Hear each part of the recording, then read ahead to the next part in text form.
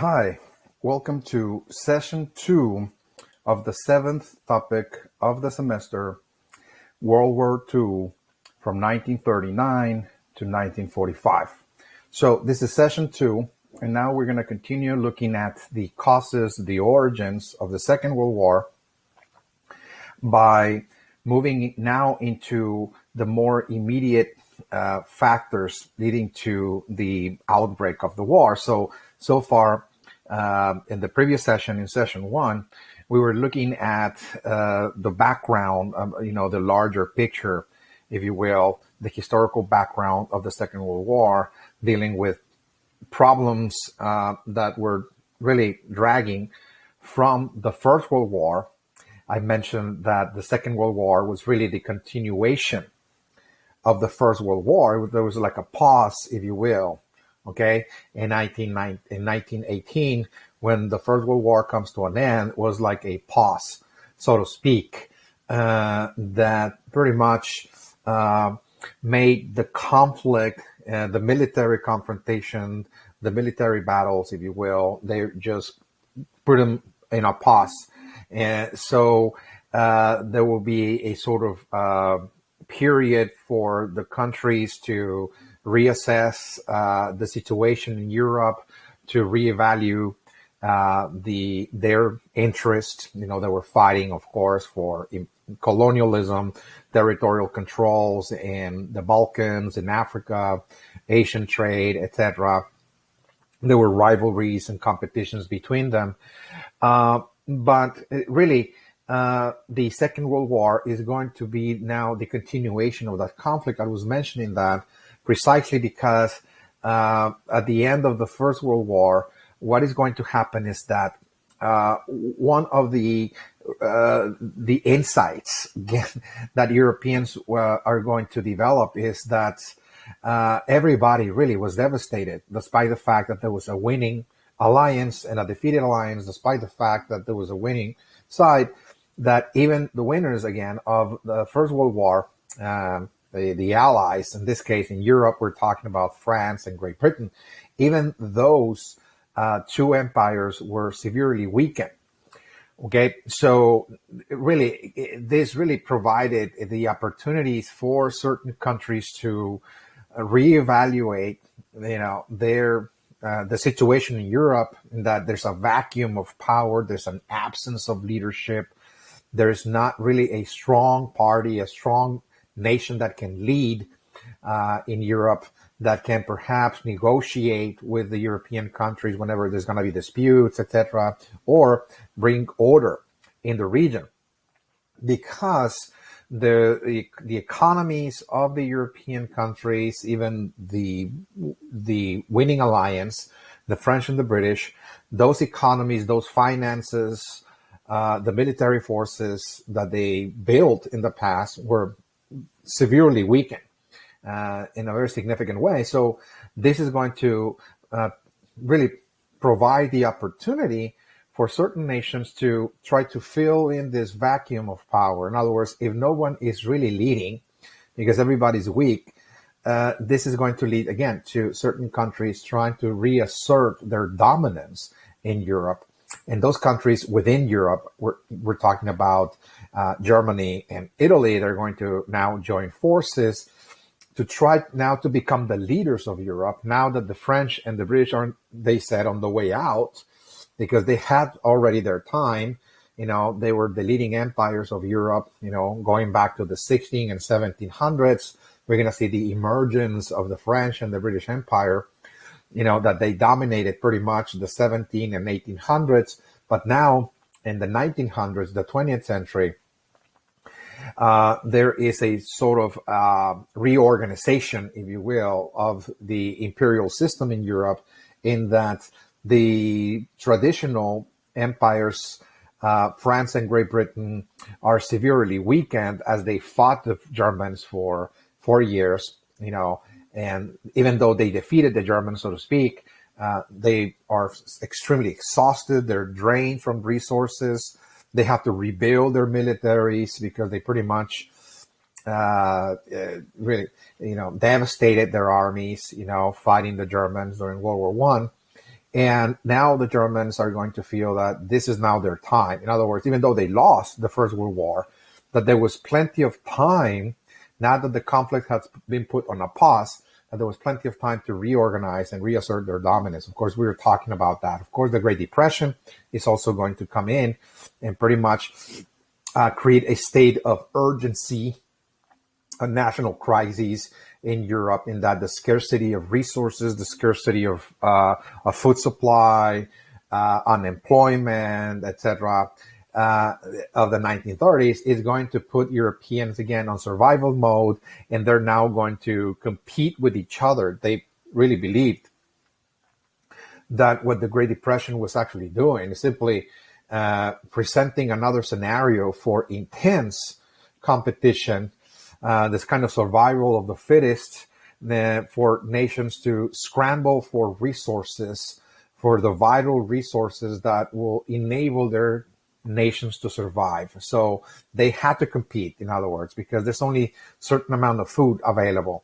There's certain amount of energy resources available, mineral resources. Again, they have to be, contested.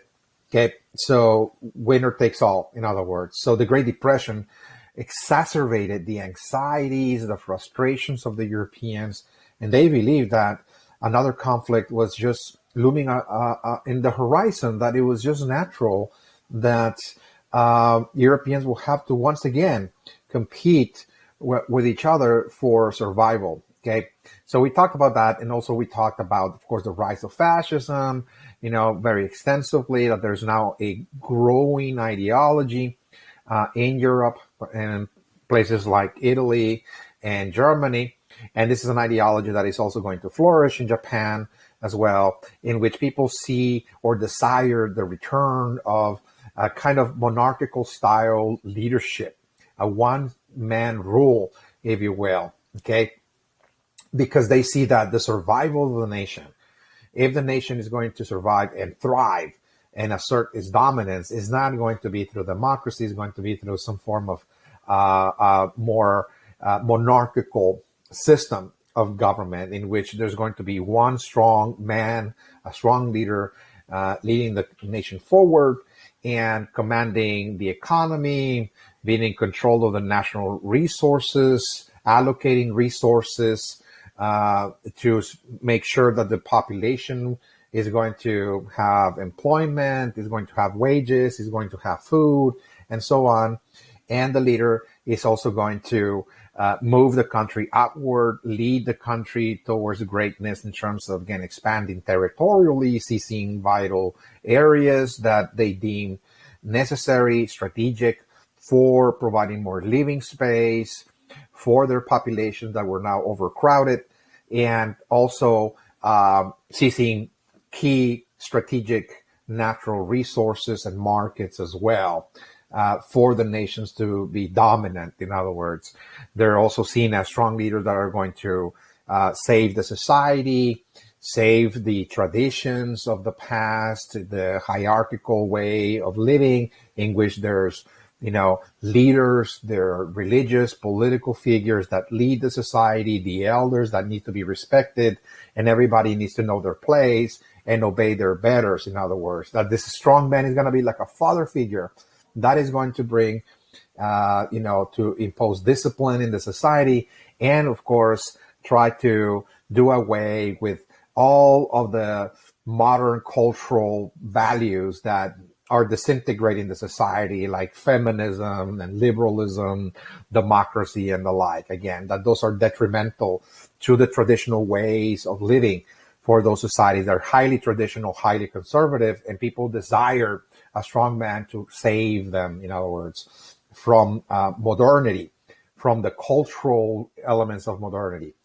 And those leaders are also bringing people together. That a leader, again, is going to unify the country by using ethnicity, ethnic politics, in order to create a national identity, in order to harness the wills, harness the minds of the population for a common purpose, and lead them into perhaps another war. Again, wars of expansion, that is to say. So it was for them necessary to bring a strong man that could invoke national pride, the sentiments of pride about their group, for people to see themselves as larger than life and engage again in military campaigns of expansion, that it was necessary for a single person to do that. Again, so we're going to see the rise of fascist states. This is exactly what we're going to now see in this session. We're now going to look at the rise of those fascist states, how we're going to see Italy, Japan, and Germany now on the rise and expanding now. Again, so this is critical for understanding the beginning stages of the Second World War, because there's three nations particularly that are now expanding territorially. And again, this is where we're going to see monarchy-style leaders, that really exercise absolute or total authority over the state, over the economy, over the population. And now that leader is pretty much commanding the nation to expand. And again, this is going to lead to the outbreak of the Second World War in 1939. So let's start with Italy, the rise of fascist Italy again. And this is, again, the country that actually gave birth to fascism. This ideology, once again, is really the reformulation of monarchy in the 20th century without calling it monarchy. Okay, we're simply going to call it fascism, in other words. But it's monarchical, structure of government centered on the leadership of one single individual. Okay, and that individual will have, once again, total control and authority over the state and the economy, etc.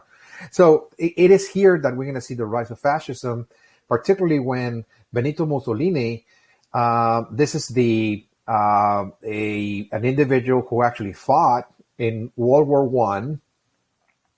So he was a soldier, again, of World War One, who after the war becomes very disillusioned, about the outcome of the war, even though Italy during the First World War fought on the side of the Allies, on the side of France and Great Britain.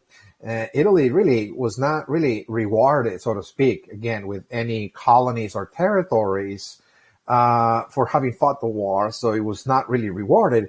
But another issue, again, that Italy was facing is that it was disintegrating.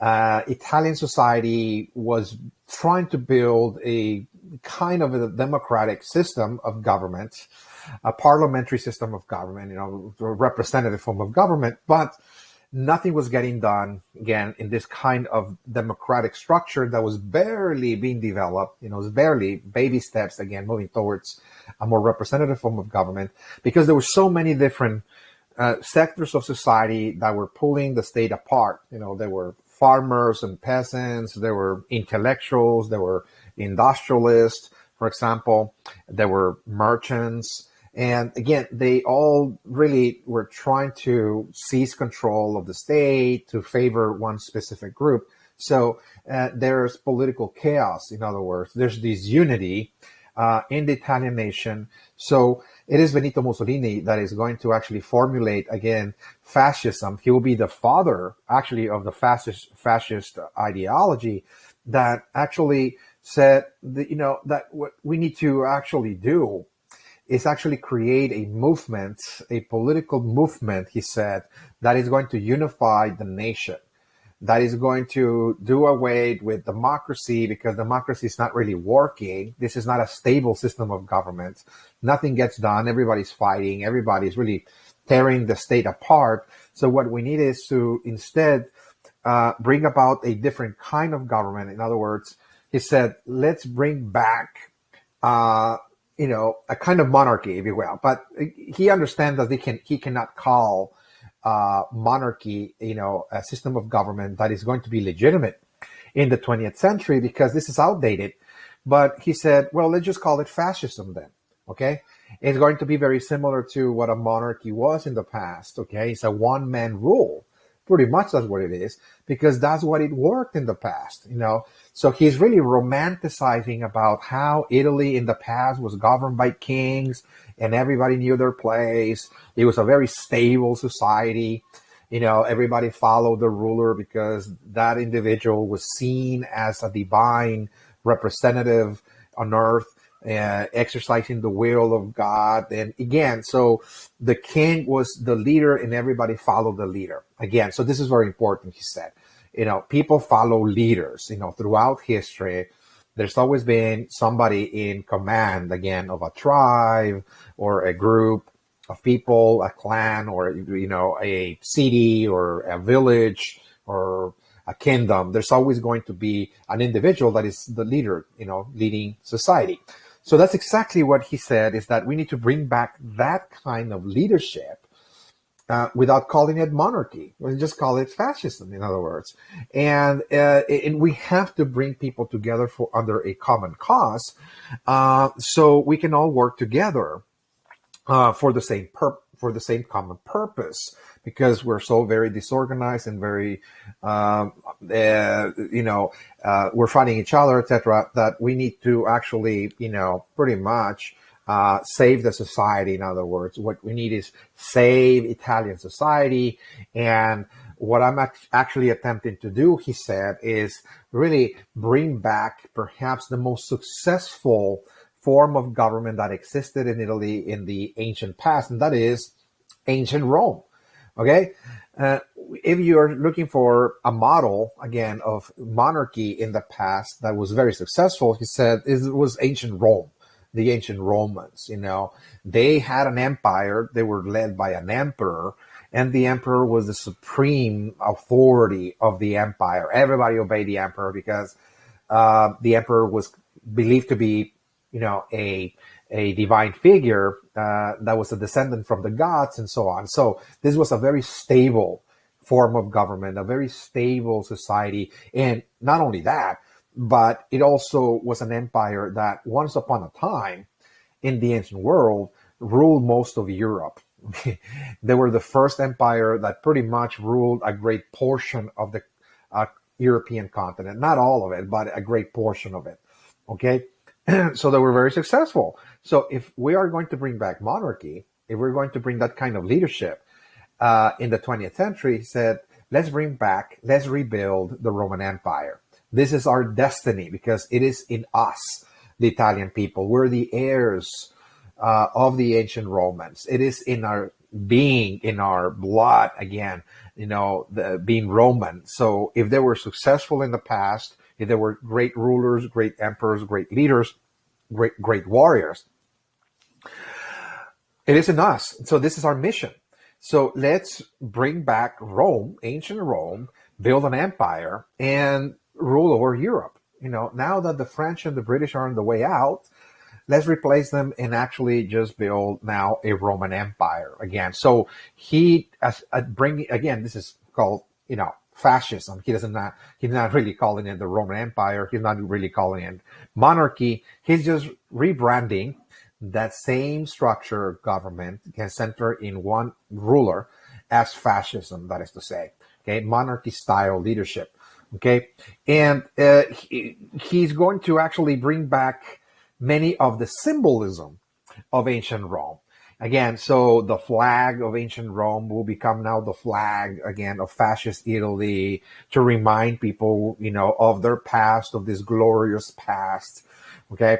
To bring back the way the soldiers, ancient Roman soldiers, marched in the city of Rome, the formations, etc. He's going to surround all of the Italian cities, particularly Rome, with all of the ancient symbolism, with the colors of the flags, for example, of the ancient Romans, etc. Even the salute, again, of the ancient Romans, again, when they saluted their betters, it was a salute to actually indicate respect, worship, if you will, of your betters, of your elders, of your rulers. In other words, there was a certain salute to really indicate, you know, a kind of agreement or consent of hierarchy that, look, I'm actually saluting somebody that is on top of the hierarchy of me, and I'm actually saluting that person.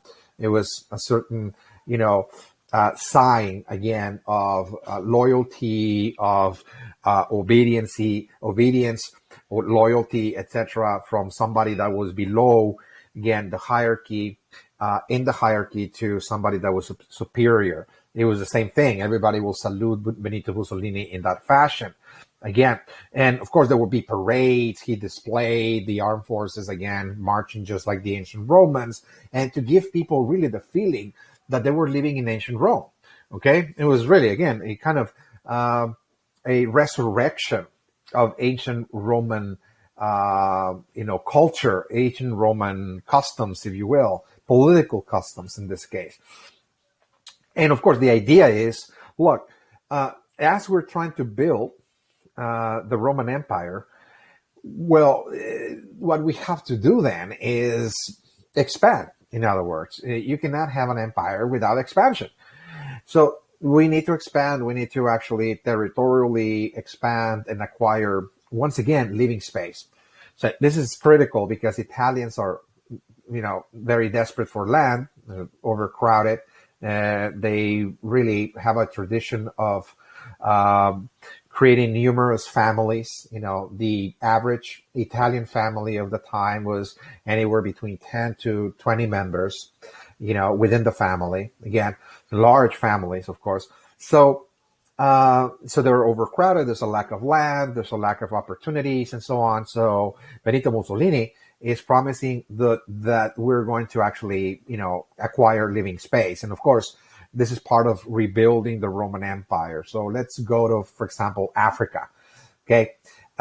They have acquired a colony in Africa that today is simply known as Libya, of course, in the north part of the continent. And now they're pursuing to acquire an additional colony, which requires really colonizing a country that was independent at the time, the country of Ethiopia in 1935. So the Italians are moving into Ethiopia, ending the independence of Ethiopia and turning Ethiopia into an Italian colony. And there's going to be, of course, Italians moving there to settle, to acquire additional lands for farming, etc. So there's going to be some settlement taking place almost immediately. So he's, delivering to the Italian people that this is the mission, okay, of the new Rome. This is the new Roman Empire. So he actually called it just fascism, but what in reality is, again, it's really, a kind of out of an imperial system that they're attempting to build under the leadership of a single man, a strong man, in this case, Benito Mussolini. Okay. So Italians moving to Africa in the height of the economic depression. So in 1935, this is in the midst of the 1930s. This is where the great economic depression is taking place all over the world. And there's really a purpose for having seized this country precisely during this economic crisis, because Benito Mussolini understands that everybody's so turned inward.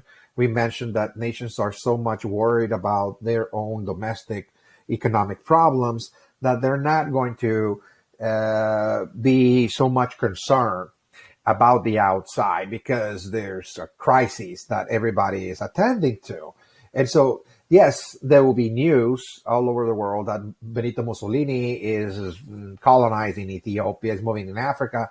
But what can be done? Okay, nothing really can be seriously done. Nobody has the will. Nobody has the wherewithal, the resources, that is, to actually, send troops to Africa to get Benito Mussolini out of Africa. So so he's actually doing this on purpose, so to speak, because he understands that there's not going to be a lot of opposition to this plan. And also, he's also testing the waters. So what he's actually doing too is actually clipping off again this territory from Africa and waiting to see what happens, for example, what the British are going to do. So he's actually also testing how, France and Great Britain are doing economically, financially, militarily, and if they're going to exercise their control, their power to confront Italy, to prevent Italy from seizing territories. There's going to be protests, of course, but nothing would be done, again, to prevent Mussolini from colonizing Ethiopia.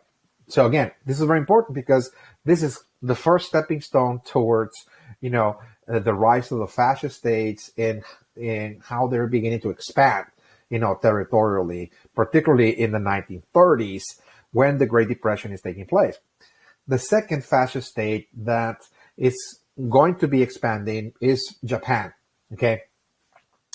We're going to see the rise of fascism in Japan precisely in the years before the Great Depression around the 1920s, and in the 1930s, Japan is undergoing change, political change, in that fascism, the ideology of fascism, was becoming central to the ideology of the emperor. They already have an emperor anyways. They're ruled by an emperor. But the leadership, the advisors, again, surrounding the emperor, the military generals, if you will, they're all now acquiring this ideology that is really coming from Europe, called fascism, in which they're convinced that only through imperial leadership, the leadership of an emperor, can a society actually thrive, can a society actually succeed, again, in providing the vital resources of their population, saving their societies, and, really building an empire. That what they need is to empower more their emperor, that is to say. So they're becoming fascist, again, in their orientation, the Japanese leaders. And so that requires expansion as well, building an empire, that is to say. So they're the only industrial power of Asia. This is very important.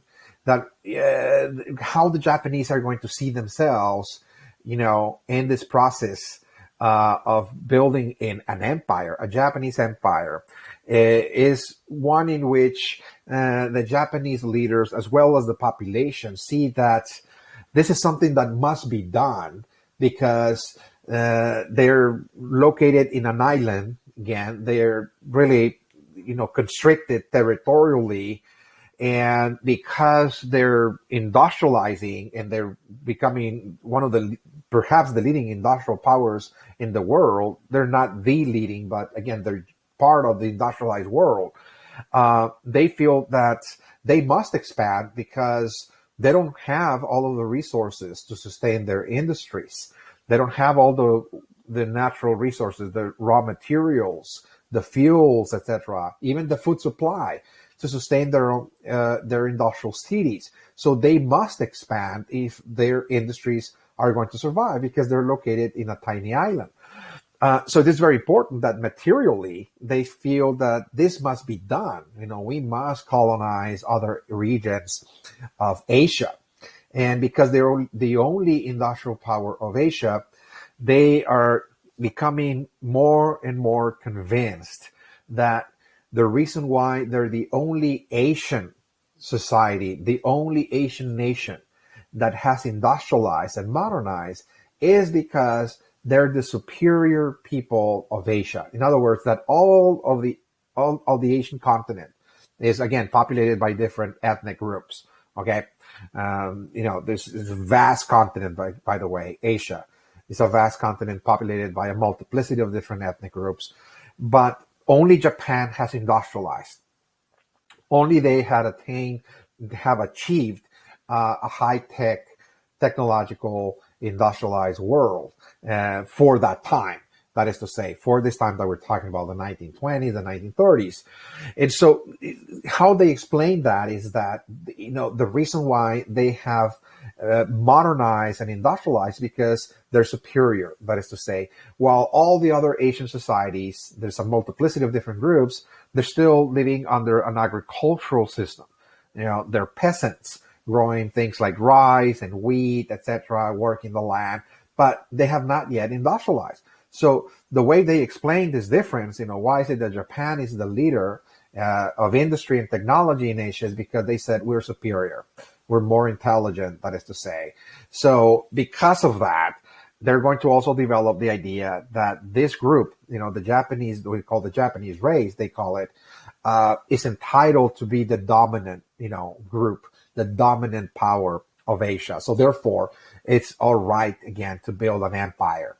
We have to be the leaders of Asia, colonize all of Asia under Japanese rule. That is to say, build a Japanese empire, and they're becoming more and more convinced of that because in Japanese mythology, by the way, in the mythology of Japan, we have, of course, already certain ideas that the leaders of Japan, the emperor, is going to use to actually boost ethnic pride in Japan, to make them feel that they were indeed superior. And again, when we study Japanese mythology, we find that in Japanese mythology, the Japanese see themselves as the people of the sun. Okay, the people of the sun. That the way they explain the creation of the world under Japanese mythology is that when the world was created, it was created by a series of gods. Okay, and when humanity was created, all of the human groups were also created by different gods. There were many gods present, and they created all the human groups, what they called races. But the Japanese race was created by the sun god. Okay, the sun god was the creator of the Japanese race. Okay, so this is for them the most enlightened star again in the sky. Okay, this is the light of the world. This is really the source of heat and energy of this world. So therefore, because they were created by the sun, they are also the representatives of the sun god as well.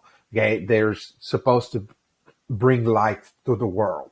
Okay, they're supposed to bring intelligence to the world, that they're very intelligent because they're descent from the sun, and so they see themselves in that light, mythologically speaking, as the people of the sun.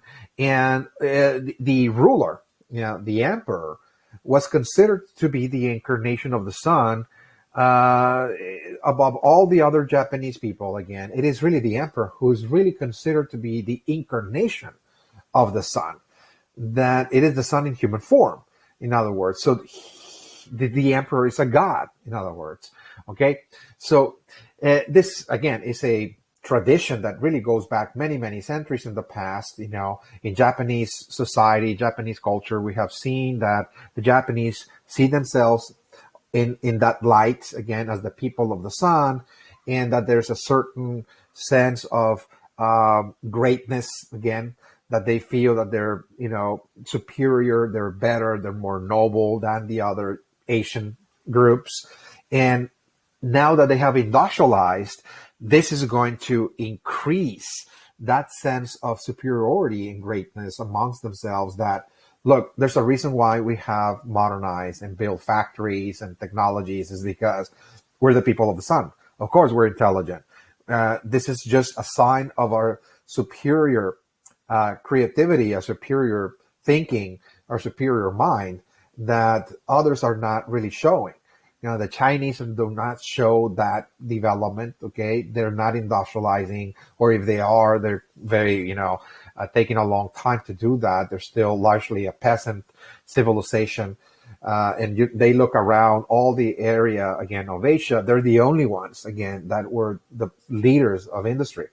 So this mythology will be used by the emperor and his advisors, okay, military advisors that are becoming more and more influential in the policies of the emperor, and that they are convinced that Japan is destined for greatness, that Japan needs to expand, that it needs war materials, that it needs markets, and it needs living space. In other words, Japan, the island, is not self-sufficient, to have their own energy resources, coal, for example, oil, etc. Is not self-sufficient when it comes to food, It must also import food from other regions as well. They're overcrowded as well. They're, reaching 90 million plus inhabitants in the islands. They need to export their products again as well. They need markets because they don't have enough consumers in Japan, so they must export if they are to thrive industrially speaking. And they require additional living space. They need to colonize, certain regions of Asia, and they're thinking about China in this case, in order to really colonize China and send Japanese people there to actually live there, to settle there and acquire additional living space, to build an empire, in other words. Okay. So again, there's going to be an expansionism now by the Japanese that they feel so much entitled to actually to expand and control Asia. And particularly, the crown jewel for them will be China. In other words, that China has to be part of Japan. It has to be a colony. China has to serve the interests of the Japanese. That, in other words, that the Japanese will have to rule over China and actually seize vital resources from China to supply their industrial base, and at the same time that the Chinese will have to buy manufactured goods from the Japanese, and of course allow the Japanese to acquire lands as well for settlement. Again, so this is again the grand prize. Again, they really want to colonize China, but they understand that with the open door policy that we talked about in the past, the Europeans have concessions in Japan and China. Okay, that China opened the doors to the Europeans, and the Europeans have acquired certain rights, entitlements to control certain ports, to bring in their own goods, and pretty much, dominate the Chinese market. So there's going to be a struggle between Japan and Europe. Okay, the Japanese see that Europe is in the way. In other words, the Europeans are in the way. If we are to colonize China, we need to get the Europeans out again of Asia, particularly China. And of course, in the midst of the economic depression, they're going to test the waters. They're going to start really expanding as early as 1932 and seizing certain territories, from China, like Manchuria. It invades Manchuria in 1931 with the same idea. Again, that, well, we need this region for resources, for settlement, but we're going to test the waters to see if Europeans will send a force all the way to China to deal with Japan. Again, this is really the outset of the Great Depression. And it will be very difficult for Great Britain and France, particularly Great Britain and France, to send, again, troops to the other side of the world to deal with this situation. Because, again, they're financially, militarily weakened, and now there's the economic depression. So, again, they're taking advantage that the world is in crisis, okay, in order to actually start clipping off certain territories from China again. So again, we see now in 1931, the Japanese again seizing the province of Manchuria, again north of China, and they're just waiting to see what happens. So they're actually just waiting to happen. Another reason why Japan is also doing this, besides taking advantage of the Great Depression, is because China is at this point in the midst of a civil war. Okay, something that we're not going to actually discuss here, something that we're actually going to discuss in the following topic on the Cold War. So China is in the midst of a civil war, okay, that is also making it easier to actually invade this country because people are fighting each other. There's a civil war, in other words, so it's easier actually to move forward and into Manchuria, while the Chinese are so busy, fighting each other, that is to say. Okay, that's the other issue. Just a second.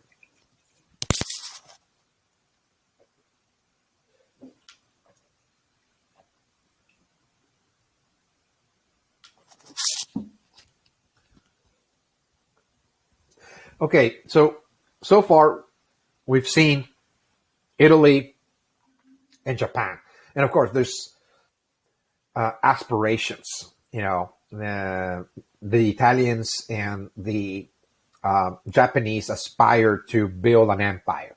Okay, it's very clearly the Italians, they want to rebuild the Roman Empire. They're moving into Africa, seizing Ethiopia, and the Japanese also have aspirations to build a Japanese empire in which they're going to colonize all of Asia, particularly China, and we already explained how they're doing it and why.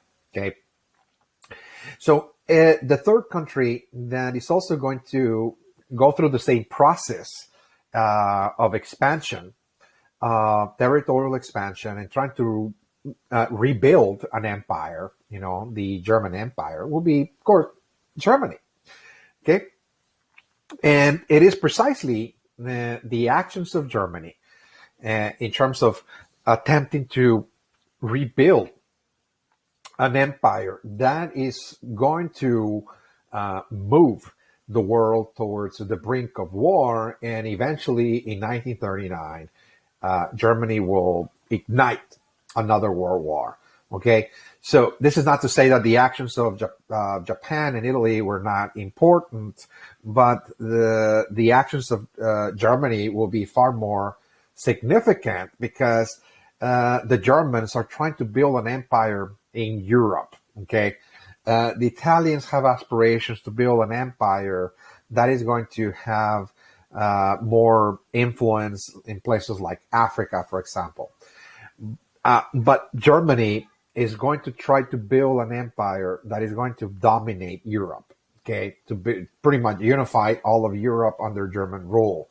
It will have a far more impact, again, in the politics of Europe, and this is going to destabilize the European system to the point that if Germany was to be successful in building this German empire in Europe, the prospect of a German empire will be very, very catastrophic, precisely because of the kind of policies that the Germans pursued and how they viewed the world. Pretty much the view of the world, the view of human beings, again, that is going to dominate the thinking, the minds of the German people. Again, it was simply something that the world paid so much attention and they were so much worried about. Again, the possibility of a European empire led by Germany, again, pretty much was a threat to the world, in other words.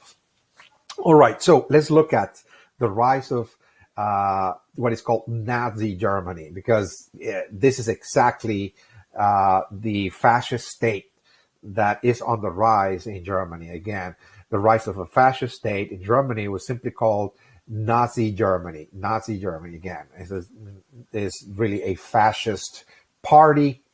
The Nazi party that is going to embrace the fascist ideology that Benito Mussolini elaborated and formulated, and they're going to actually reinterpret it in their own way. Fascism is going to have a unique, very unique, very distinct features and characteristics inside of Germany that they're going to actually create their own version of fascism, again, German fascism, that is going to be slightly different from Italian fascism and Japanese fascism as well. Okay, so let's look at the rise of Nazi Germany. Okay, so the rise of this fascist state in Germany was largely due to the way that Germany was punished, if you will, after the First World War. Because after the First World War, what we see is that there's going to be a peace treaty called the Treaty of Versailles that ended that war. But in this peace treaty, Germany was actually punished because it was considered to be defeated, the defeated alliance, the defeated nation of the war. And as a result, because they were considered to be the defeated alliance, the Treaty of Versailles imposed very harsh measures very harsh responsibilities that actually really placed an enormous burden on the German economy, on the German population, that this Treaty of Versailles, the consensus among historians is that the Treaty of Versailles, in all of those harsh terms, were really fundamental for the rise of Nazi Germany, the rise of fascism, a fascist state in Germany that is going to become extremely, extremely aggressive, and they're going to try to expand territorially and move the world once again towards another war. Okay, so the Treaty of Versailles, the consensus among historians is that the treaty itself really paved the road for the Second World War. Okay, the Treaty of Versailles. So let's look at the Treaty of Versailles. Let's look at this treaty that ended World War One in order to understand, what exactly the treaty did to Germany, that the Germans were so desperate to actually free themselves from the treaty and seek revenge. In other words, that's exactly, the mood that the treaty is going to create. Okay. In Germany, the mood for revenge, for vengeance, in other words. Okay, so again, in the treaty, Germany, again, and her allies lost the war. That's first and foremost. The treaty says, yes, there's going to be peace in Europe, but this peace came with an enormous cost for the German people because Germany just lost the war. Okay, they called for a ceasefire, so therefore they lost. In other words, so therefore, because they lost also the empire. Okay, so territorial, control in Africa. Some ports in China were seized from Germany. Again, so colonies, in other words, outside of Europe were taken away. Okay, 25,000 square miles of territories, by the way, were completely taken away from the Germans. Okay, so even the territories that Germany gained from Russia after having defeated Russia in 1917, Russia actually gave the Germans huge tracts of land in Eastern Europe under the Treaty of Brest-Litovsk. All of that territory was also seized from Germany. Okay, so that's another thing again. So they were totally disintegrated. The German Empire comes to an end, at least temporarily, because under the Treaty of Versailles, it really just, announced the end of the German Empire.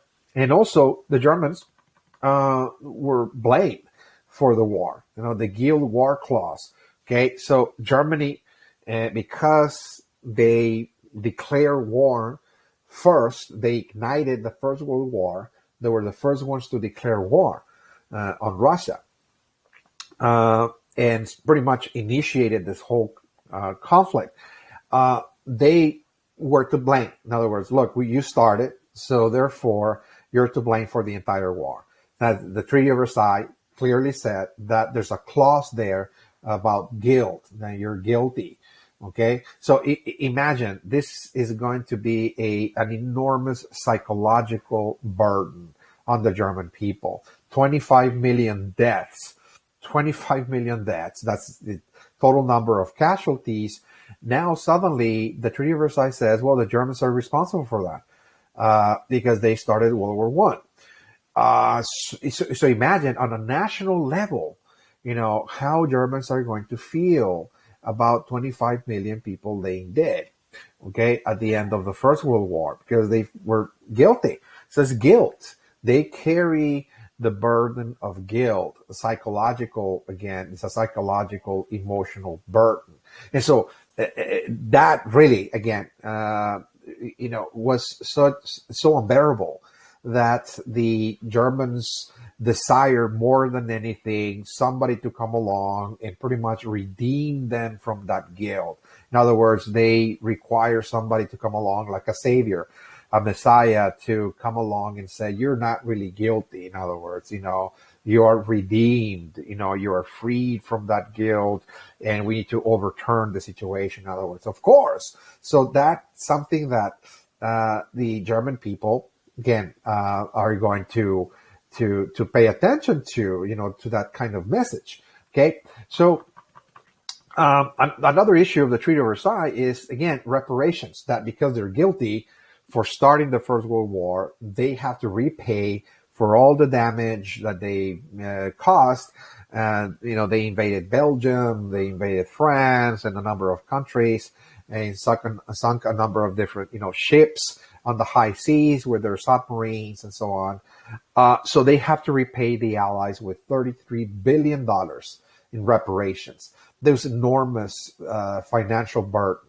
That, by the way, this is going to be one of the reasons why the German economy is going to crash after World War One. By the way, even before the great crash of 1929, Germany was in a depression across the 1920s. The German currency was devalued. It was worthless because all the investors, all the merchants, investors that had, of course, monies, investments in Germany, they pretty much withdrew their monies out of Germany, and now whatever money was available in Germany was used to repay the Allies again. So that made really the German economy totally, it was in shambles, and it was destined to be in that position for many decades to come, for many generations, not just for a few years, but for many generations. The Treaty of Versailles also ended the German monarchy.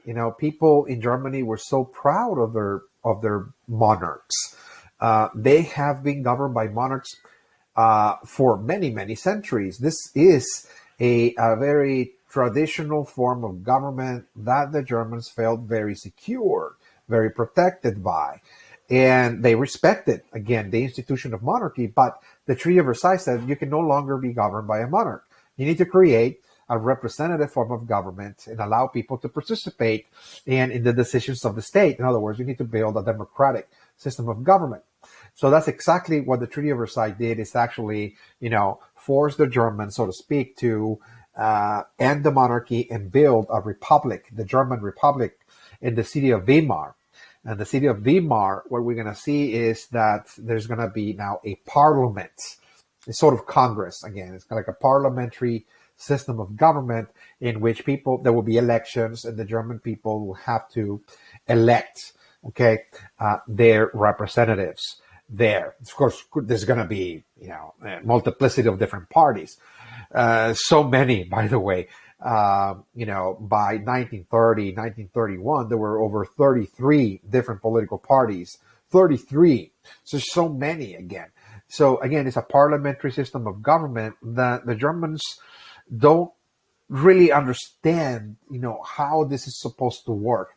Because in the past, the leader, the king, the monarch, the emperor always made, the decisions for the people.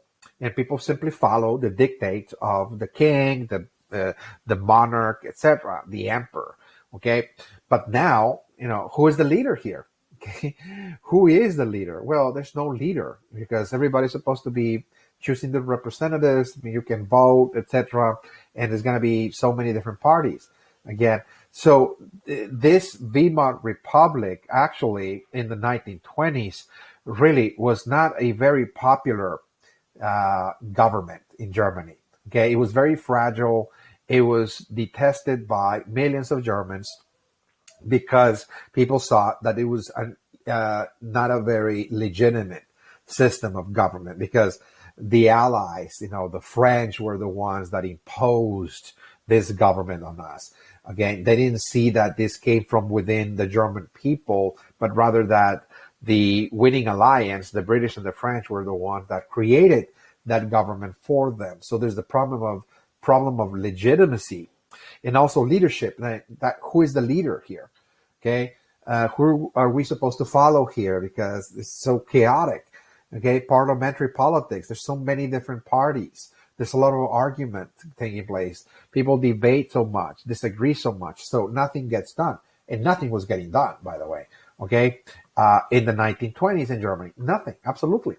Okay, so what this is going to lead to is a very unstable political system with a very unstable economic system as well. The German economy is going to plunge into an economic depression a decade earlier than the whole world did. Okay, so the whole world entered the depression in 1929, but Germany pretty much was already in it by 1920, 1921. It was already there. Okay, to purchase again $1 in Germany, you needed to actually gather 4 trillion marks. That's the German currency, the mark. It was just worthless, paper. The Germans, again, were experiencing hyper inflation. Their currency was devaluing by the minute. It was totally worthless. And their economy was in shambles because they lost, of course, the war. And now, the Treaty of Versailles, of course, is going to be also hated in Germany because it really imposed a lot of penalties, like the guild, for example, the reparations, all the loss of territories in Africa, in Eastern Europe, etc. And of course, a system of government that they don't understand and they don't really like very much. Of course, the Weimar Republic, and the German leaders, the German military leaders particularly, called the Treaty of Versailles a stab in the back. In other words, this treaty was a betrayal because we called for a ceasefire, not because we lost the war, because we were really taking into account Wilson's suggestion to stop the war without anybody losing territories. But as soon as we were invited to the peace table, the Allies decided that, that Germany was to be punished, in other words. So they felt that this, was a stab in the back. And the delegation of Germans, that actually signed this document, the Treaty of Versailles, were also traitors. In other words, they stabbed Germany in the back as well. And of course, they came from the Weimar Republic, in other words, from this representative form of government. Those were the delegates that went to Paris. So again, we're going to see, of course, the Germans in the 1920s so desperate, that they felt that they were winning the war militarily, but in the end they lost. And everything was taken from them, the empire. In other words, they lost the entire empire. And of course, what the Treaty of Versailles did, all those penalties and those harsh terms, etc., this is going to actually create the fertile ground for the rise of a savior, okay, in Germany. Okay, so this is very unique. The rise of fascism in Germany is unique because it's different from the way it emerged in Italy with Benito Mussolini or in Japan. There's different situations. The countries are not identical in that what they're going through, because Germany feels punished. In other words, it feels humiliated. It's torn apart. In other words, and it feels very guilty as well. And economically, they're devastated. So that kind of environment, really when people are in a crisis, when people suffer, when they're in pain, in other words, when they're confused, when there's chaos in the society because it's disintegrating, of course, people relapse to a childlike state, in other words, that under severe crises, the way the mind and the brain works is that we return back to infancy. In other words, we feel vulnerable, like a child, in other words. So when we're little, when we're children, of course, anytime we felt danger or afraid or etc. or insecure for whatever reason, we turn to our parents for protection. Okay, they're the ones that were there. We saw them as our protectors, and they were so larger than life. They could always save us, etc.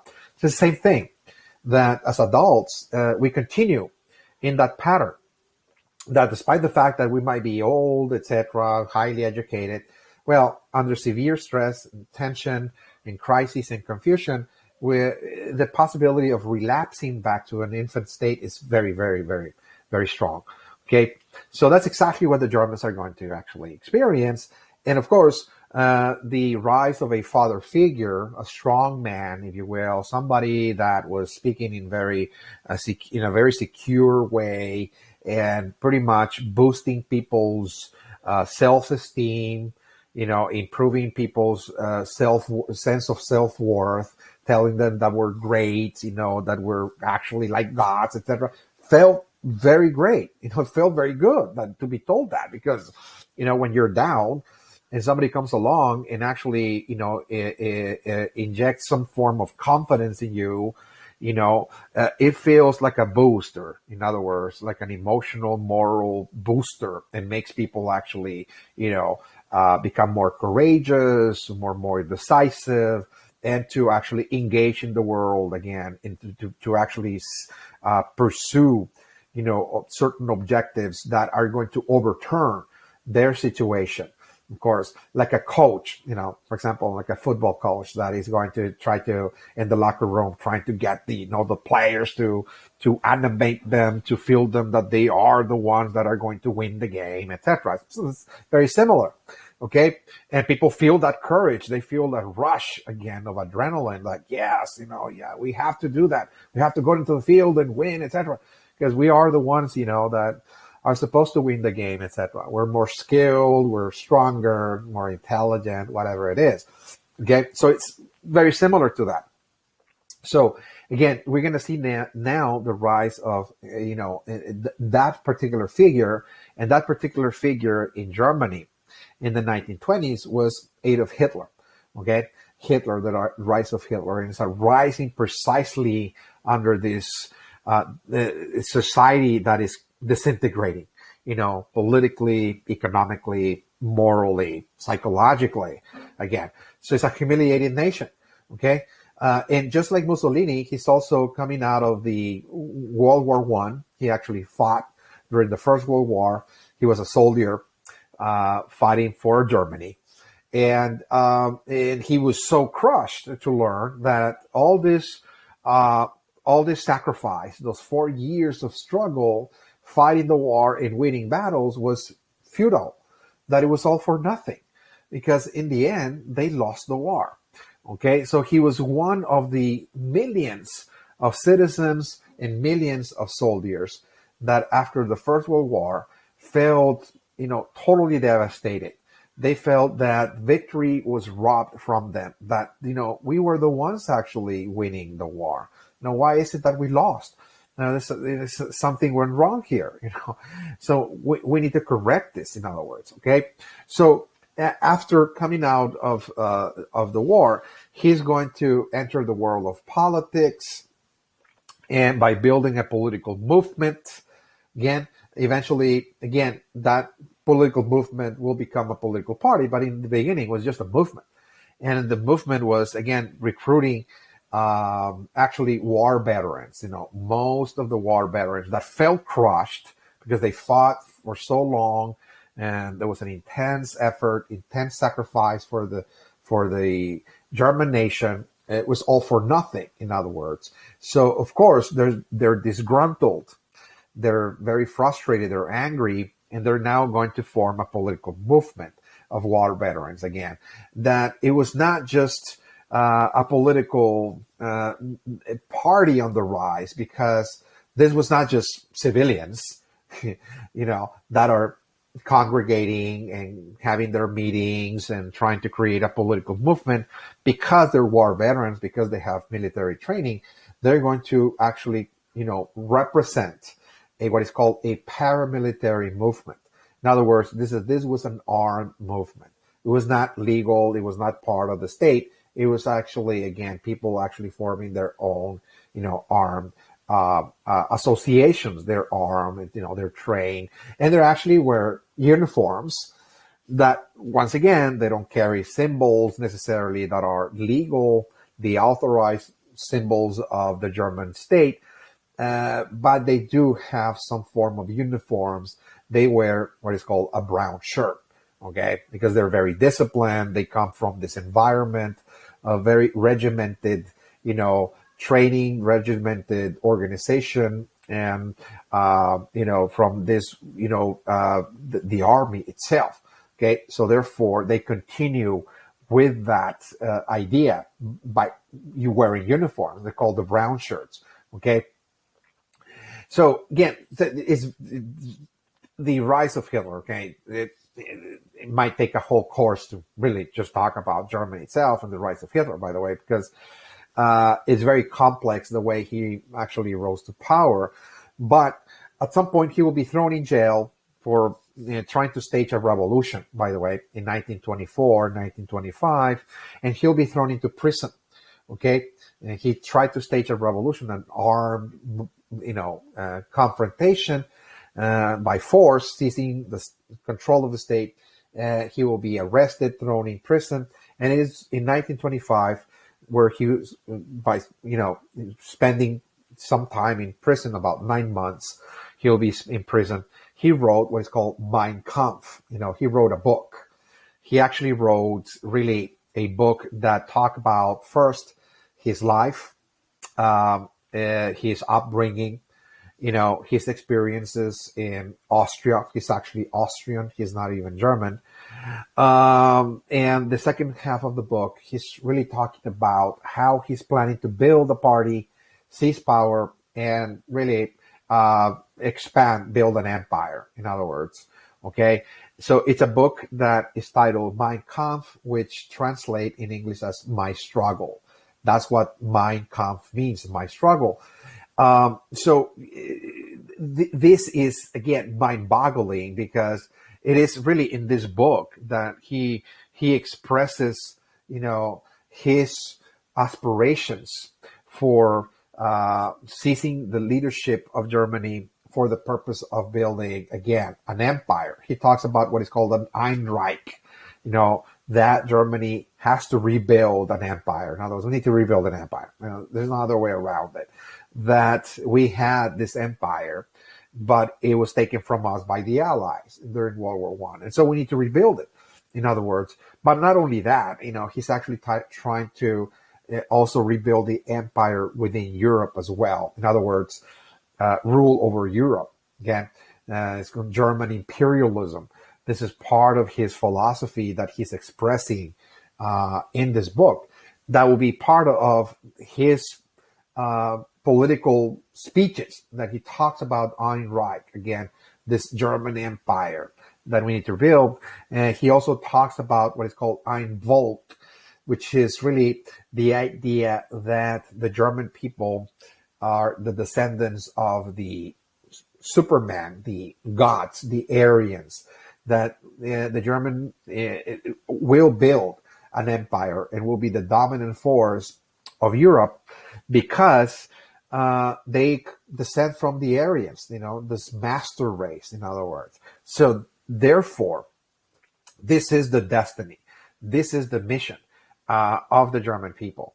Okay, all of the ideas, again, that he's now famous for, in terms of, well, if we are indeed the descendants of the gods, if we're the Aryan master race, so what we need to do is actually maintain, the purity of our group. So he talks about constantly about, again, ethnic purity.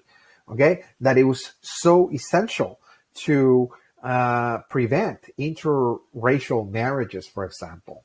Okay, because the Germans are simply so pure, because they come from the Aryans, that it was essential to save this race by preventing all sorts of mixing of the races, that is to say, ethnic purity, and also the elimination of the so-called inferior races.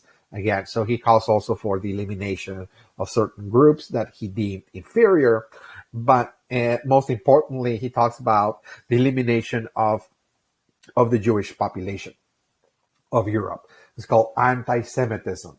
He was really, an anti-Semite, meaning he was so opposed to the Jewish population in every way that he really expressed hatred, if you will, towards this group in this book, but also in his politics, And once he seizes power, of course, he's going to put those ideas into practice and trying to, exterminate the Jewish population in Europe, of course. And he also talks about, this is central to the German, Nazism, German fascism, is this idea of one man state, the Ein Führer, the one man state. That what Germany requires was not this parliamentary system, that it requires to build the state and to really create this ideal society, this master race, that Germany require a one-man rule, the leader, in other words. That's what Ein Führer, one leader, an absolute ruler, again, for Germany, like a king, in other words. Now we need to bring back monarchy, but we're not going to call it that. We're going to call it Führer, again, the leader, in other words, absolutism. This is a totalitarian, again, system of government centered in the leadership of one single individual. Again, so when he comes out of prison, he's now building a political party, not just a political movement.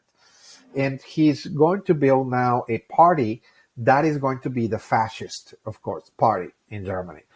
It will be called the Nationalist Socialist Party, which is in abbreviated form, the Nazi Party, which is really the contraction of two words, nationalist and socialist put together, called Nazi, in other words. Okay, so by 1925, now he's going national. He's actually trying to recruit millions and millions of Germans into the party to build a large political organization now, a political organization in order to gain seats in the parliament. So he says, well, we need to control parliament first and foremost. We need to really make sure that this parliament is going to be dominated by our party, by members of our party, that is to say. And so he's really bringing together a coalition of different social forces in Germany. In other words, okay, so who really are coming to the Nazi party? What sectors of German society feel so much attracted, to join this party? Because it will become one of the largest parties in Germany, by the way. It will become a large political force, but who are necessarily those sectors of German society that are going to feel so compelled, to the message, to the philosophy of German fascism? Again, there's at least four groups that are going to join, and they're going to become the backbone, if you will, of the Nazi party. Okay, the base of support, and that is the monarchists. Okay, there are people that really are the monarchists. There were people that were closely connected to the German monarchs of the past, and they would like to see monarchy being restored in one way or another, and they see that fascism is a very good way of bringing back monarchy. So they're the monarchists, first and foremost, the monarchists, the industrialists as well. Okay, so they're the captains of industry, if you will, in Germany. The industrialists also see that this was a very appealing ideology, a very appealing political party that was going to protect the interests of the German economy and the German state. In other words, that this was going to provide stability to the industrialists because Germany was trying to expand and seize vital strategic raw materials, natural resources, to actually foster industrial development. So Hitler was very decisive in that. He said, yes, of course, we need to seize those materials, whether we have to go to Africa or expanding Europe, but we need that. It's about national survival, in other words. So of course, the industrialists were very much, in support of them.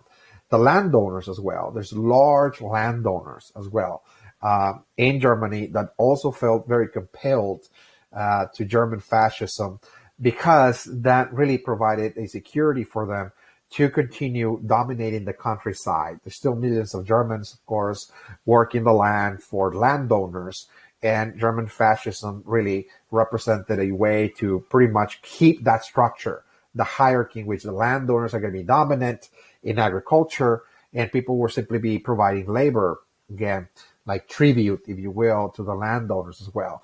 Most of the land will be in the hands of the landowners as well. Again, trying to pretty much preserve that hierarchical structure, again, of some being dominant, in other words, pretty much being subservient to this landowning class. But what's also very important to note, and that's very, very extremely striking, again, is that the large base of popular support of the Nazi Party was actually the middle class. Because when we talk about monarchists, when we talk about industrialists and landowners, they're not really a large group of people. They're influential. They have political influence. They have economic influence. Indeed, it's true, but they don't really constitute, a large segment of the German society. Okay, they just simply don't. They're a minority. So indeed, the Nazi Party also was supported by millions and millions of Germans. And when we examine the background, the social economic background of millions of people that supported the Nazi Party, those were actually members of the middle class. Okay, the middle class was really in support of Hitler, in support of the party, because they felt that this political party was going to maintain the social relations, in other words, the privileges that the middle class enjoyed before the fall of the German economy. The middle class had lost many of their savings when the German economy collapsed. It was the economic class that actually was most affected by the depression, by hyperinflation, because they just lost their livelihood, their status. They enjoyed a certain position, again, in the economic ladder, and they were the most affected by it. So they wanted a restoration of that position. Again, they wanted to return back to the middle class, in other words, because they felt that they had lost that position, in other words. Okay. And indeed, again, because the coalition of those social forces are going to come together in support of the Nazi Party. The Nazi Party will become the second largest party by 1930, the second largest party, by the way. Okay, so they're not just going to be, on the fringes. This is just a party that is on the rise, but rather they're going national, and now they're recruiting millions and millions of Germans again all over the country in support of Hitler, that really is seen as somebody that is going to restore monarchy, is going to empower the national economy, like the industries, for example, protect the landowners, and re-empower, if you will, the middle class as well. Okay, so when finally the Nazi Party gained sufficient seats in the German parliament, whatever party had the majority of the seats in the representatives, again, in that parliament, was able to nominate a kind of like a minister, a what's called a chancellor, something similar to a spokesperson or a prime minister, but in Germany it's called a chancellor, by the way. And so in 1933, because the Nazis formed the majority party in the parliament, they were able to nominate, again, Hitler as to be the chancellor in 1933. But again, this is the height of the Great Depression, and almost immediately after he's nominated chancellor, he's being given pretty much authority to rule in an absolute way over Germany. Again, pretty much what is called a dictatorship, that is to say, it's kind of a 5-year plan. In other words, okay, look, because we're in a crisis, we're going to give you 5 years to pretty much restore the German economy, try to implement your policies and so on. And so now he's pretty much the leader of Germany, again, by 1933. They call the 5-year plan, that is to say. So he's now, again, leading Germany. Okay, so he has the full support, again, of certain sectors of German society. And of course, he pretty much, abolished elections and political parties, etc. Again, and declares that the Nazi Party is the only party that can actually exist in Germany. It becomes the only party, the Nazi Party, that is to say. It's a one-party state. So after 1933, now Germany moves into what is called a one-party state. And because Hitler is the leader, again, of the Nazi Party, so therefore he's pretty much the leader of the nation. And he's in command of the economy and everything else. He's making pretty much all the decisions for the nation. In the same year, we're going to see the arrival of another figure in the Soviet Union that seizes power as well and becomes also the absolute ruler of the Soviet Union, Russia, that is Stalin, in the same year. So by 1933, there's another personality, that seizes power in Russia that is going to represent the opposing ideology of fascism. Again, this is communist, Russia. It's called the Soviet Union, and communism is really in 100 degrees opposed, to fascism. In that communism, at least in theory, again, in just theory, that is to say, endeavors to eliminate all sorts of hierarchies and social classes. It's a classless society.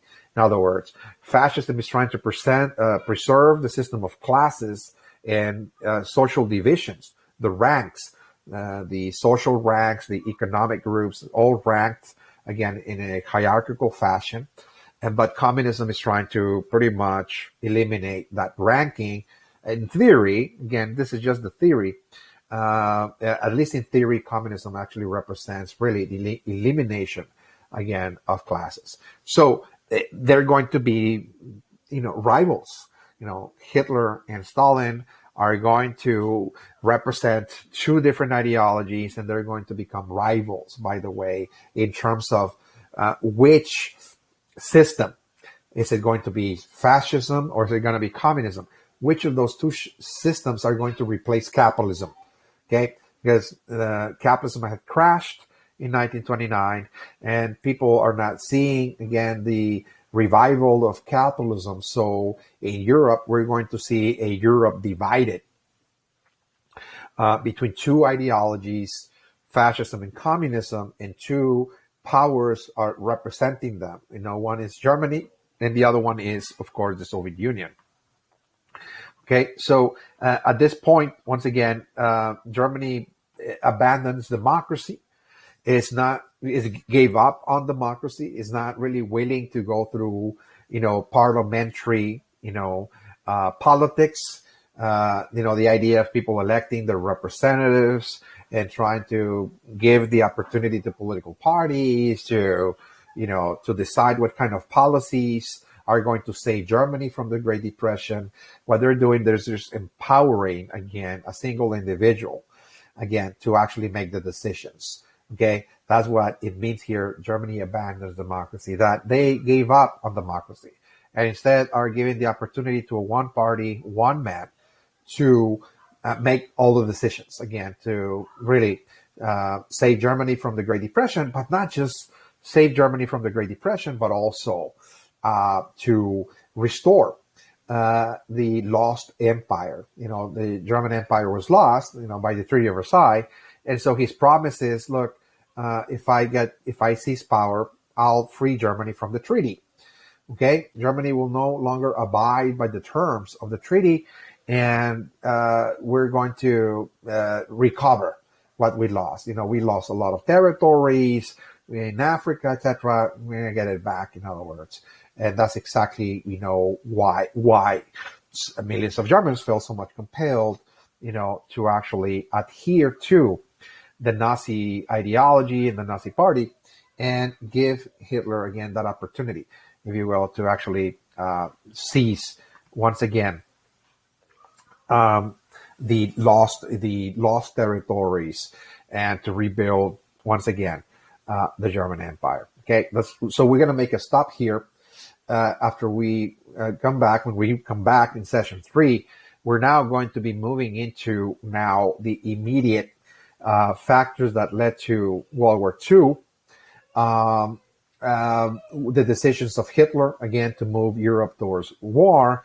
and of course, After that, we're going to be paying attention, at the reasons why eventually the United States will also join the war in 1941. And we're going to look at that, of course, the mobilization of the American economy, and where the United States is going to actually move. And for example, Japan, we're going to look at that again, moving into Asia, and then of course later on in Europe, and the end of the war. Against all of that will be now covered in session 3, and of course looking at the outcome as well. Again, when we come back in session 3. That's all I have for you. Thank you.